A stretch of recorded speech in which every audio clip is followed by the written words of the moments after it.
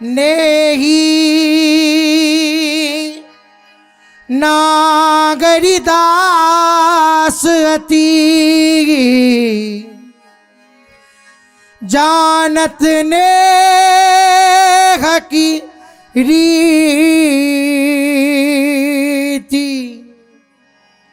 दिन दुलराई लाडली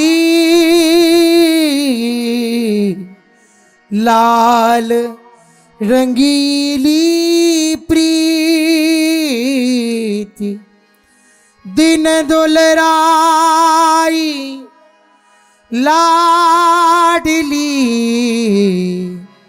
लाल रंगीली प्रीति व्यासनंद पद कमल सो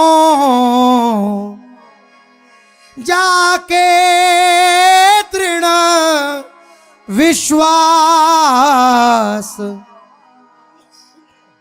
जेहि प्रताप यह रस कहो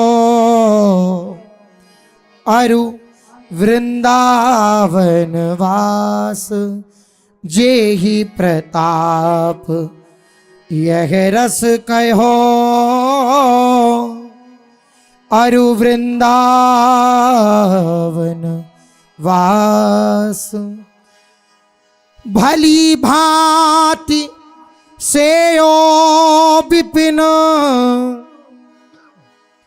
तजी बंधुनी सो हेत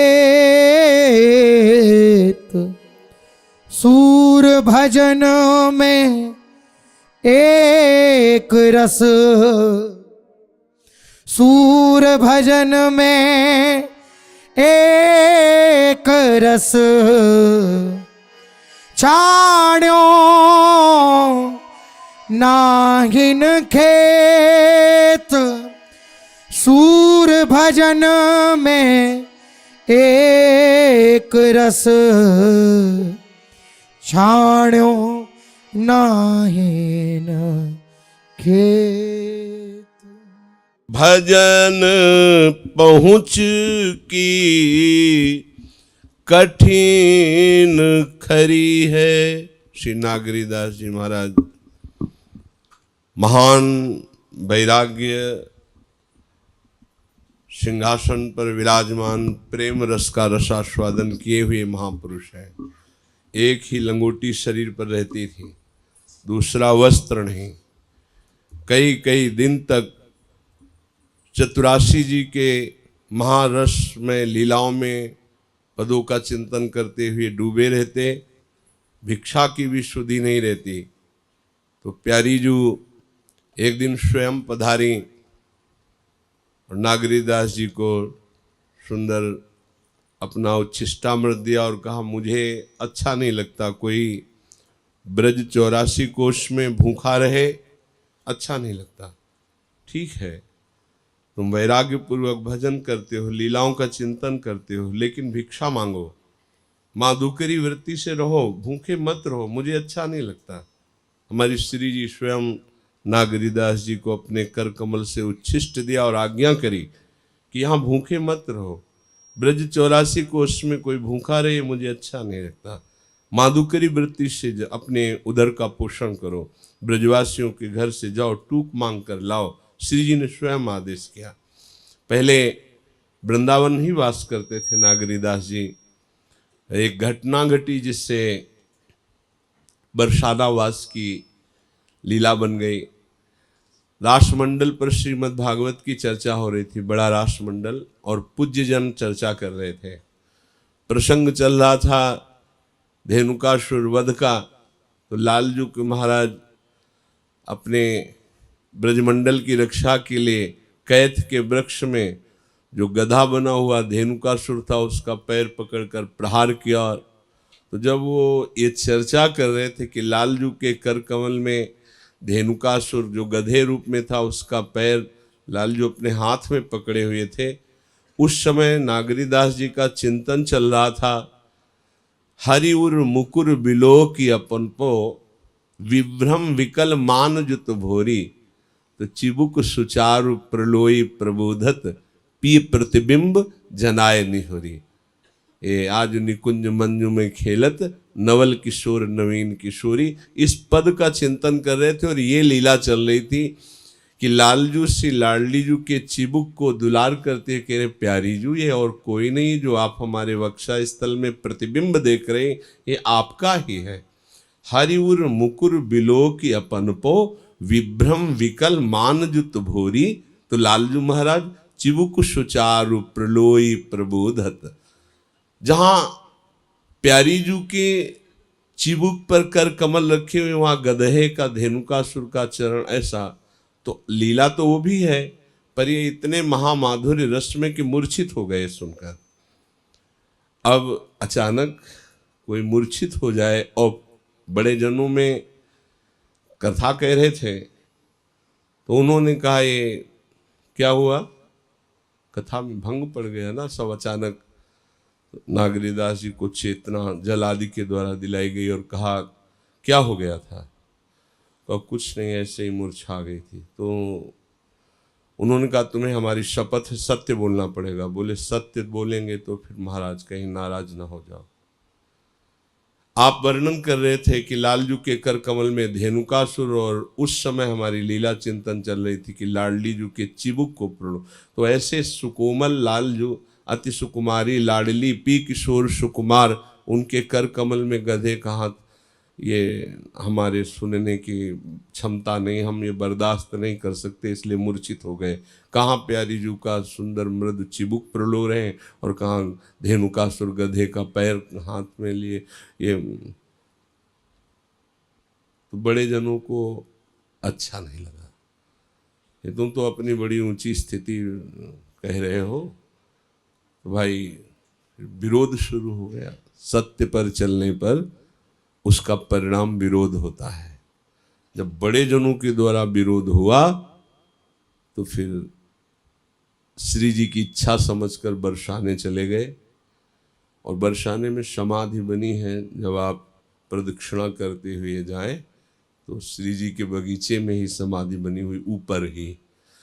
नागरीदास जी बरसाने में गहवर मन में रहकर श्री स्वामिनी जी का निरंतर भजन करते। वो कह रहे हैं भजन पहुँच की कठिन खरी है। ये भजन बहुत कठिन है करना। एक पद में कहा, जहां लिखा है खरोई तो वहां महापुरुषों ने कहा बड़ोई। बड़ोई कठिन है भजन ढिग ढरिबो। भजन के समीप मन को पहुंचाना बड़ा कठिन है। विषयों के समीप तो सबका मन स्वाभाविक जाता है। जैसे पानी को कहीं भी छोड़ो नीचे ही जाएगा, ऐसे मन और इंद्रियों को कहीं भी छोड़ो वो विषयों में जाएगा, भोगों में जाएगा। अगर पानी को ऊपर चढ़ाना है तो यंत्र की जरूरत पड़ेगी। ऐसे ही मन को यदि प्रियालाल में लगाना है तो मंत्र की जरूरत पड़ेगी। बिना मंत्र के मन प्रियालाल के दासी भाव, सहचरी भाव को या भाव देह को नहीं प्राप्त होता है। तो कह रहे बड़ो ही कठिन है भजन ढिग ढरिबो। भजन के समीप मन को लगाना बहुत कठिन है। बोले इसमें इतना आवेश चाहिए, तमक सिंदूर मेल माथे पर साहस सिद्ध सती को सो जरिबो। साहस सिद्ध सती को सो जरिबो, बड़ो ही कठिन है भजन ढिग ढरिबो। अर्थात प्राणों की परवाह न करके, तन की परवाह न करके, जैसे पातिव्रत धर्म में उस समय जो आज के 500 वर्ष पहले स्थित देवी होती थी, वो जहां सुनती मेरे पति का शरीर पूरा हुआ तो सिंदूर माथे पर धारण करके पति को गोद में लेकर सदैव पति लोक को जाती थी, शरीर को अग्नि में स्थापित करके।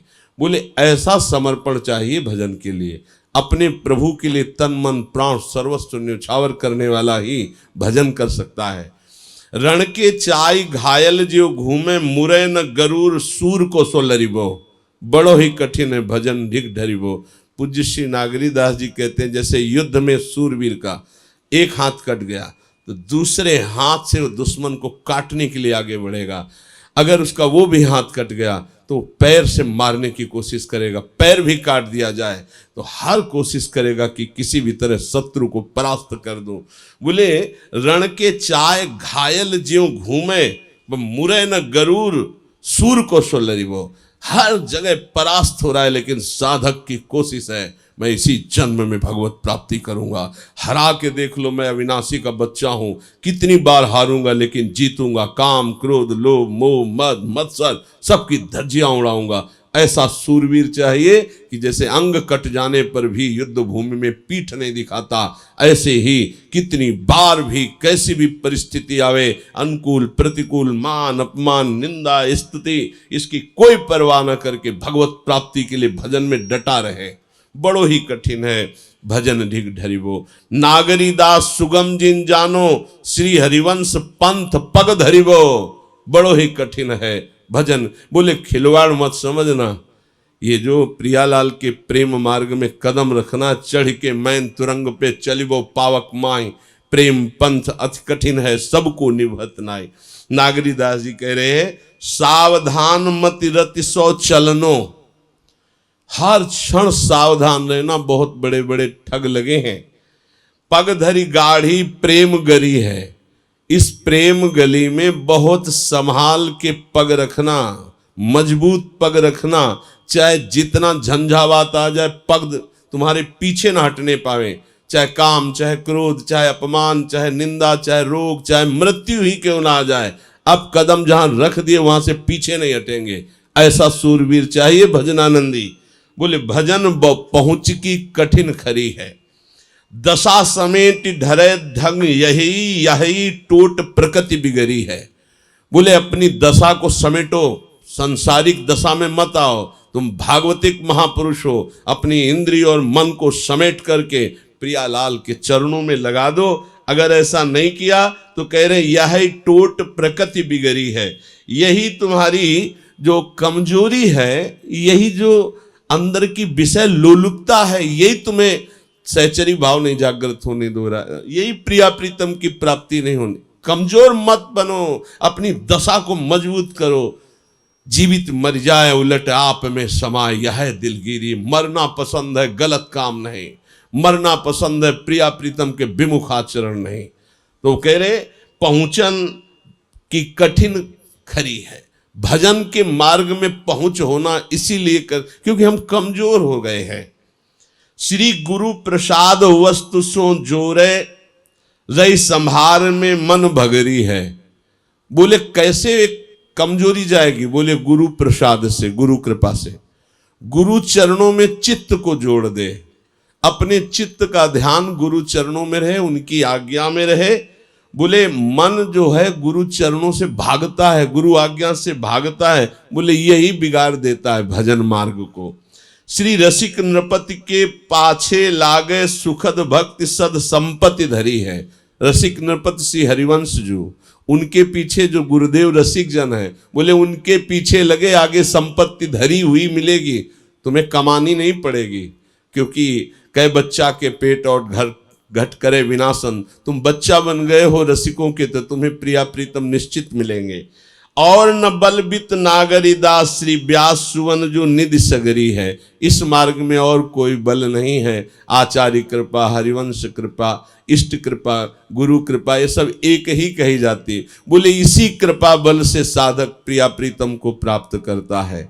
नागरीदास जी मूर्तिमान वैराग्य रूपी सिंहासन पर विराजमान, अनुराग रस का रसास्वादन किए हुए महापुरुष। तो इन महापुरुषों की कृपा से ही हमें आचार्य और गुरु निष्ठा प्राप्त होती है। आचार्य और गुरु निष्ठा से ही हमें ये दुर्लभ प्रियालाल के चरणों का प्रेम प्राप्त होता है। नागरीदास जी ने कहा है कि समस्त इंद्रियों को अंतर्मुख करके, उनकी वासनाओं को भस्म करके, उसकी राख को भी उड़ा दे, वो जीवन मुक्त प्रेमी परमहंस। मतलब चिन्ह भी न रह जाए भोग वासना का। भोग वासना की तो बात जाने दो, समस्त इंद्रियों को अंतर्मुख करके, उनकी वासना को भस्म करके, उसके राख को भी उड़ा दे। अर्थात त्याग और त्याग की वृत्ति का भी त्याग, और प्रिया प्रीतम के अनुराग में ध्यान ही नहीं है, न अपने देह का, न रात का, न दिन का। बढ़े आनंद मोद सबके महाप्रेम सुरंग रंगी, और न कछु सुहाय तिनको जुगल सेवा सुख पगी, निस देउस जानत नाही सजनी एक रस भींज रहे। ये हुआ कि इंद्रियों के विषयों को भस्म करके उनके राख को भी उड़ा दिया, अर्थात दिन है कि रात ऐसा पता नहीं।